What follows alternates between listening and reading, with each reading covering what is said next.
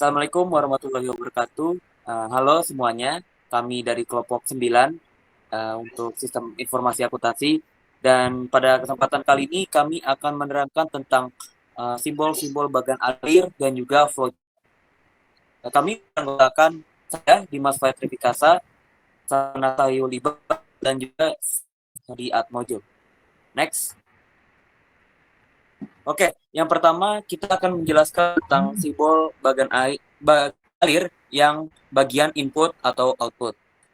Pertama, kita ada dokumen yang diwakilkan dengan gambar persegi 4 dengan garis melengkung di bawahnya. Lalu ada dokumen rangkap, yaitu sama juga seperti dokumen di atas, tetapi kita membuat salinan yang akan diberikan kepada pihak-pihak yang berkepentingan. Lalu ada input atau output yang diwakilkan dengan jajar kejang, dan juga ada tampilan yang diwakilkan dengan gambar seperti ini. Tampilan di sini ialah informasi yang ditampilkan oleh alat output online yang seperti monitor komputer PC.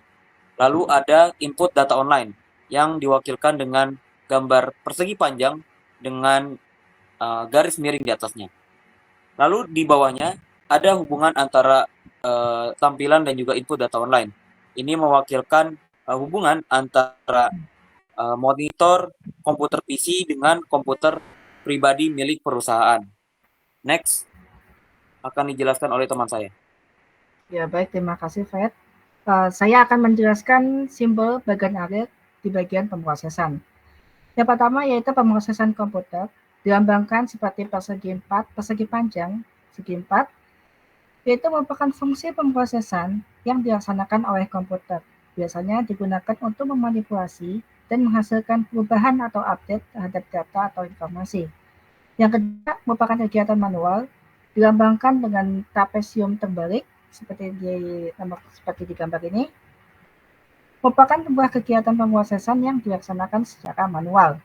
Kemudian ada kegiatan campur sari, dilambangkan dengan segi 4 sama sisi, merupakan fungsi pemrosesan yang dilaksanakan dengan menggunakan alat selain komputer.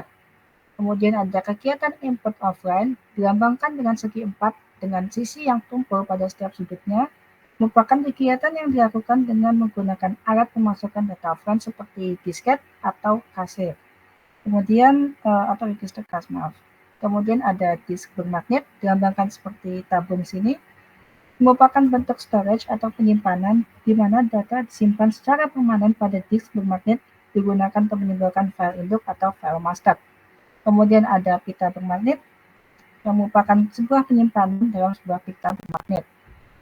Digambarkan seperti gambar berikut ini. Kemudian ada disket bermagnet seperti gambar ini, digambarkan seperti ini, merupakan data yang disimpan pada sebuah disket bermagnet. Kemudian ada penyimpanan online, dilambangkan seperti tabung horizontal tanpa tutup, merupakan data yang disimpan sementara dalam file online dalam sebuah media direct access seperti disk dan lainnya. Kemudian juga dibalik, itu merupakan bahan bagi arsip di mana dokumen yang disimpan dan diambil dari manual. Huruf arsip ini dalam segitiga ini merupakan cara pembuatan arsip. Jika N merupakan arsip yang diurutkan berdasarkan nomor urut, jika A merupakan urut abjad, dan jika T merupakan urut tanggal.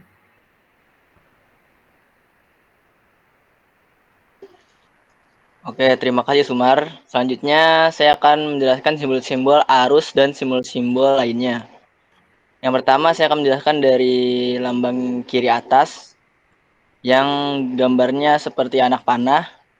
Itu disebut dengan arus dokumen atau pemrosesan.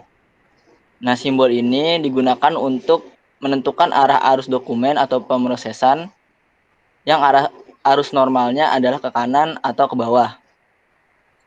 Lalu yang kedua, itu ada gambar anak panah dengan garis putus-putus. Simbol ini disebut dengan arus data atau informasi.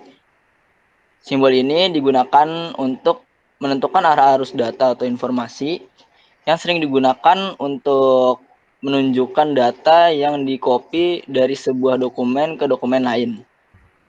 Lalu selanjutnya ada tanda yang garisnya zigzag. Simbol ini disebut dengan hubungan komunikasi. Simbol ini digunakan untuk transmisi data dari sebuah lokasi ke lokasi lain melalui saluran komunikasi. Selanjutnya, ada simbol berbentuk lingkaran. Simbol ini disebut penghubung dalam sebuah halaman. Simbol ini digunakan untuk menghubungkan bagan alir pada halaman yang sama. Penggunaan simbol ini adalah untuk menghindari terlalu banyak anak panah yang saling melintang dan membingungkan. Selanjutnya, ada simbol yang berbentuk seperti perisai. Simbol ini disebut dengan penghubung pada halaman berbeda. Simbol ini digunakan untuk menghubungkan bagan alir yang berada di halaman yang berbeda. Selanjutnya, yang seperti tertera pada gambar, itu disebut dengan arus barang. Nah, simbol ini itu digunakan untuk perpindahan fisik barang yang digunakan terutama dalam bagan alir dokumen.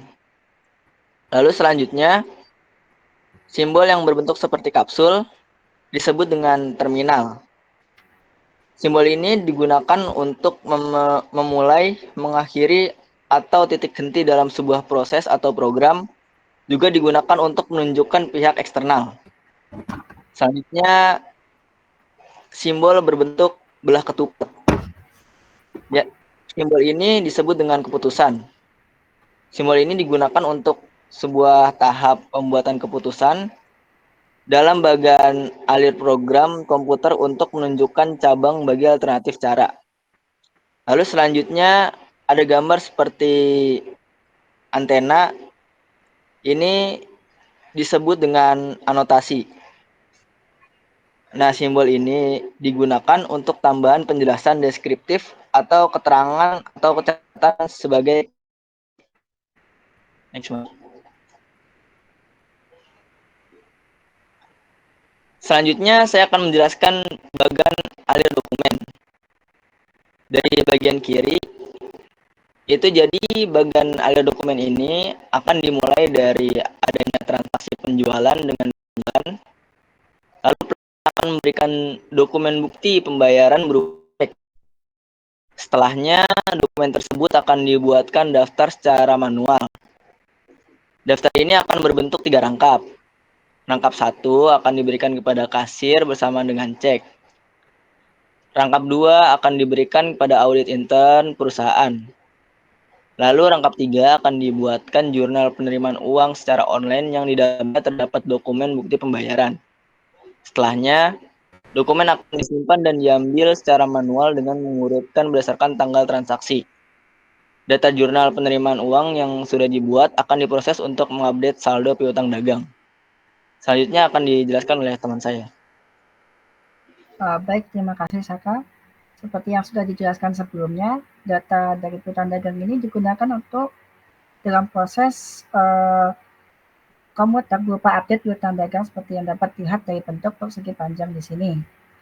Hasil dari pemrosesan komputer ini nantinya terproses dan mengupdate file induk pelanggan, file faktur penjualan, file sejarah, dan file kas masuk yang berada dalam bentuk direct access storage atau penyimpanan akses langsung seperti yang digambarkan atau disimbolkan dalam bentuk tabung horizontal seperti ini. Keempat ini merupakan bentuk direct access storage. Selain mengupdate data dari keempat file tersebut, hasil pemrosesan komputer juga dapat menghasilkan dokumen tangkap atau slip setoran bank yang nantinya akan diserahkan ke bagian kasir. Selanjutnya akan saya serahkan kepada rekan saya. Oke, terima kasih Sumar. Untuk bagian kasir, di sini kita dimulai dengan simbol bulat dengan ada huruf A. Ini merupakan simbol penghubung dari bagian surat masuk di awal tadi. Nah, di sini kita akan melakukan perbandingan dan juga pemverifikasian beberapa dokumen-dokumen yang sudah dikumpulkan dan diberikan kepada pihak kasir.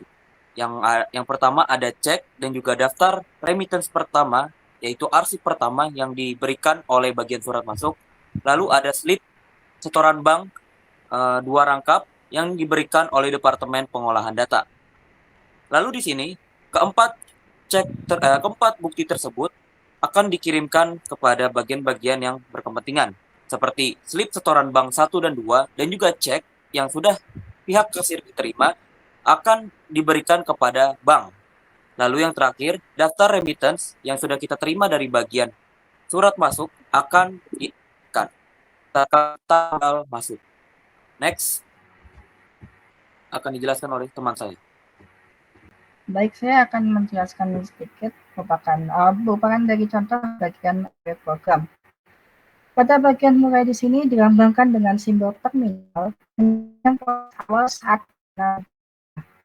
Setelah itu akan dilakukan proses input data. Perjuangan seperti di gambar ini dilambangkan dengan persegi 4 jajar genjang. Ini yang seperti dibahas sebelumnya merupakan proses input atau output dokumen ke jurnal atau buku besar. Setelah proses input selesai dilaksanakan, proses yang terjadi selanjutnya yaitu proses pengambilan keputusan, yaitu dilambangkan dengan bentuk belah ketupat seperti ini. Keputusan yang harus dibuat adalah apakah pesanan dan kredit pesanan valid atau disetujui. Jika tidak, maka akan terjadi pemrosesan komputer dilambangkan dari persegi panjang ini, di mana pesanan akan ditolak dan pesanan dianggap dibatalkan sehingga proses dianggap selesai, dilambangkan dengan terminal di bawah ini. Kemudian, jika pesanan disetujui atau ya, maka akan dilanjutkan ke proses berikutnya.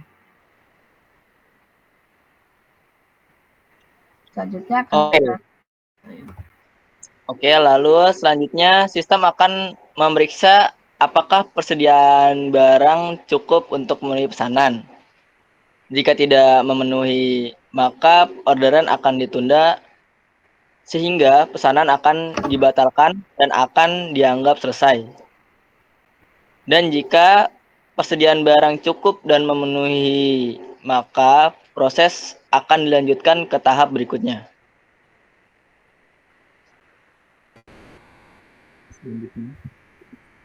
Oke. Untuk tahap berikutnya, kita akan membuat satu keputusan lagi. Apakah order yang lebih dari 500 unit akan mendapatkan diskon? Jika iya, maka kita akan memberikan diskon sebesar 20%, seperti yang ada di bagian alir seperti ini. Lalu, akan kita penuhi order dan ordernya akan selesai. Dan jika tidak, kita tidak usah memberikan diskon dan langsung saja memenuhi order dan juga menyelesaikan order tersebut. Oke, mungkin sekian untuk presentasi dari kelompok 9 kami ini. Terima kasih sudah mendengarkan dan wassalamualaikum warahmatullahi wabarakatuh. Waalaikumsalam warahmatullahi wabarakatuh.